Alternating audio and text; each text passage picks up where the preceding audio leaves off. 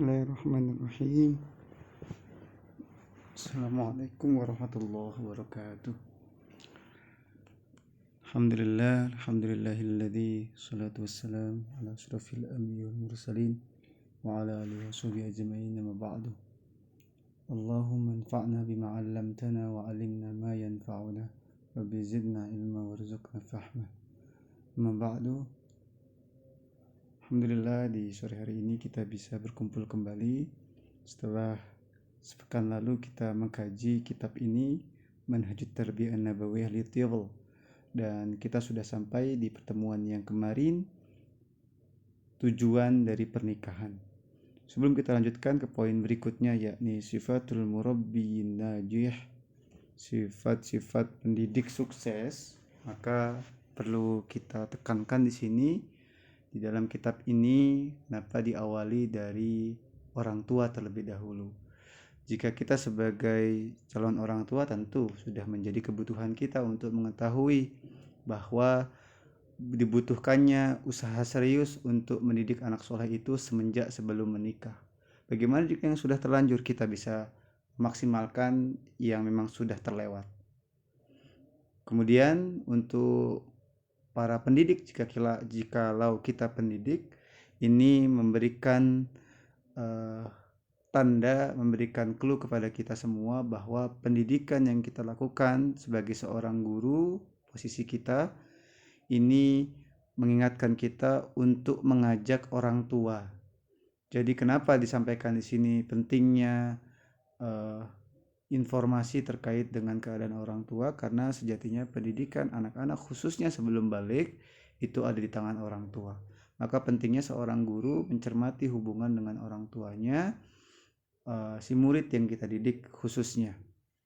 Maka dari sini nanti lembaga pendidikan yang bersangkutan tentu akan menyediakan fasilitas komunikasi antara pendidik dengan wali santri. Dan yang di Indonesia ini barangkali yang cukup ramai adalah TPA, yang terkadang ini sebagian lain juga baik, sebagian mungkin yang beberapa saya temui itu kurang diperhatikan interaksi bersama wali santri, sehingga TPA datang pulang pergi selesai tanpa ada bekas yang begitu berarti. Kenapa? Karena tidak serius diurusi ya, begitu ya. Maka lembaga wajib menyediakan forum antara wali santri dengan guru dalam rangka untuk meningkatkan ilmu terkait dengan pendidikan. Maka dari sini diharapkan dengan adanya pengetahuan dari kita sebagai pendidik bahwa pentingnya komunikasi dengan orang tua menghantarkan kita untuk bersungguh-sungguh mendidik anak dengan mengajak khususnya orang tua sebagai penanggung jawab utama anak-anaknya. Maka di poin selanjutnya, di poin ke-6 ini akan disampaikan terkait dengan sifatul murabbi najih, sifat-sifat pendidik yang sukses. Maka kita sebagai pendidik, baik sebagai orang tua ataupun guru di sekolah ataupun di madrasah, kita perlu mengikhtiarkan sifat-sifat yang nanti akan disampaikan oleh Dr. Muhammad Nur Abdul Hafiz Sued dalam kitab ini. Sebelum masuk ke poin-poin yang nanti kita bacakan, insya Allah di kesempatan ini mungkin 2 ya, karena waktu kita terbatas. Kita baca dulu prolog. Ini penting sekali prolognya yang beliau sampaikan itu, Dr. Muhammad Abdul Hafiz Sued. Hunaka sifatun asasiyatun, ada sifat-sifat mendasar, kata Dr. Muhammad Nur Abdul Hafiz Sued. Kullama iqtaraba minhal murabbiyu kanat lahu aunan fi amaliyati tarbiyah, yang apabila seorang pendidik, baik itu orang tua ataupun guru, yang apabila mengikhtiarkan untuk mendekatkan dengan sifat-sifat yang mendasar ini, kanat lahu aunan, maka sifat-sifat itu akan menjadi penolong di apa? Fil amaliyati tarbiyah, jadi penolong dalam aktivitas pendidikan. Dan di sini beliau garis bawahi juga, wal kamalul basyariyyu huwalir rusul alaihi mussalatu wassalam, kesempurnaan seorang manusia itu hanya ada pada diri para rasul sallallahu alaihi mussalatu wassalam. Akan tetapi walaupun kesempurnaan itu hanya untuk rasul, walakinnal insan yas'a bikulli juhdihi, kan tetapi manusia hendaknya berusaha dengan segala kesungguhannya, wa biqadril mastata'i, dengan segala usaha kesanggupannya, yuraqibu fiha nafsahu binafsihi, untuk melatih dirinya dengan sifat-sifat yang mendasar ini.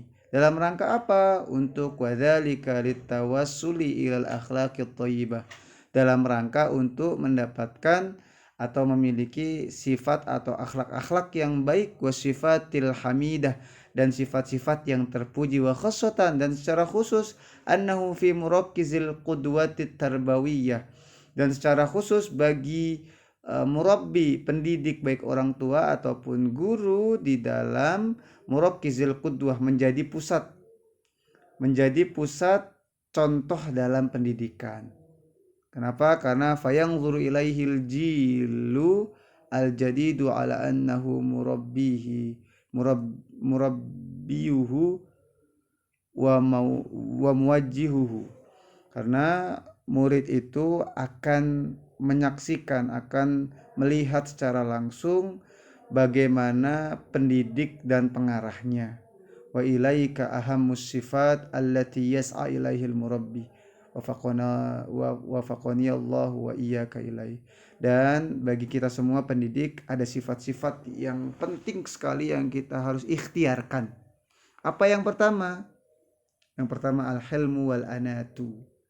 Baik, sebelum kita masuk ke poin pertama, di prolog ini Dr. Muhammad Abdul Hafiz Sued menyampaikan dengan jelas bahwa kesempurnaan sifat hanya ada di para rasul. Kita manusia tentu penuh dengan kekurangan, akan tetapi di sini beliau menekankan yang kita ini manusia banyak kekurangan ini harus berusaha dengan sungguh-sungguh untuk melatih diri kita agar memiliki akhlak yang baik. Kenapa beliau menyampaikan akhlak yang baik ini akan menjadi penolong dalam pendidikan kita? Maka ikhwati fillah rahimakumullah, di sini ada kata kunci yang harus kita garis bawahi bersama, yakni kita mengikhtiarkan sifat-sifat yang nanti akan disebutkan ini, yang barangkali sebagian kita sudah memiliki karena mungkin latar belakang kita, lingkungan kita yang seperti itu, ataupun ada beberapa sifat yang mungkin karena latar belakang kita berbeda sehingga juga belum memiliki itu. Maka setidaknya kita punya patokan. Apa sifat yang pertama? Al-hilmu wal anatu. Yang pertama adalah tenang dan tidak terburu-buru. Akhrajahu Muslim an Ibni Abbas radhiyallahu anhu maqala. Dari diriwayatkan oleh Muslim dari Ibnu Abbas, beliau berkata kalau Rasulullah bersabda li Asyaj Abdul Qais, kepada Asyaj Abdul Qais, inna fika khuslataini yuhibbuhuma al-hilmu wal anatu. Sungguhnya di dalam diri kalian itu ada dua hal yang Allah menyukainya. Apa itu yang Allah sukai dalam dua hal dalam diri kita ini? Al-hilmu wal anatu, tenang dan tidak terburu-buru. Maka ini ikhwatul rahimullah menjadi landasan kita untuk memiliki sifat tenang dan tidak terburu-buru, khususnya dalam mendidik anak-anak, baik anak-anak kita sendiri ataupun anak didik atau anak murid kita. Maka kita harus tenang. Jangan sampai kita gerasa gerusu ya. Jangan sampai kita terlihat panik begitu ya, tenang. Dan juga jangan buru-buru. Buru-buru ini nanti bisa kita kontekskan terkait dengan tahapan-tahapannya. Jangan kita paksakan sebelum sampai tahapannya kita paksakan ke tahap yang lebih tinggi, akan membebani. Maka jangan buru-buru, kita tenang, dan ini tentu ketenangan dan tidak buru-buru ini butuh dasar, butuh ilmu, butuh informasi. Maka pentingnya sahabat semua, kita harus belajar terus sehingga kita bisa tenang dan tidak terburu-buru dalam memberikan sesuatu kepada anak didik kita, dan kita bisa lebih tenang ketika mengetahui oh ini memang belum waktunya, oh ini memang belum sampai kepada tahap ini begitu.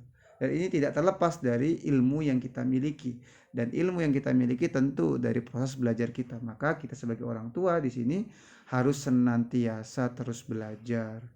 Maka ikhwati fillah rahimakumullah, al-hilmu wal anatu ini perlu kita ikhtiarkan sedini mungkin. Karena dengan ketenangan dan ketidakburu-buruan ini akan menghantarkan kepada waktu yang terbaik nanti kita dalam mendidik anak-anak kita.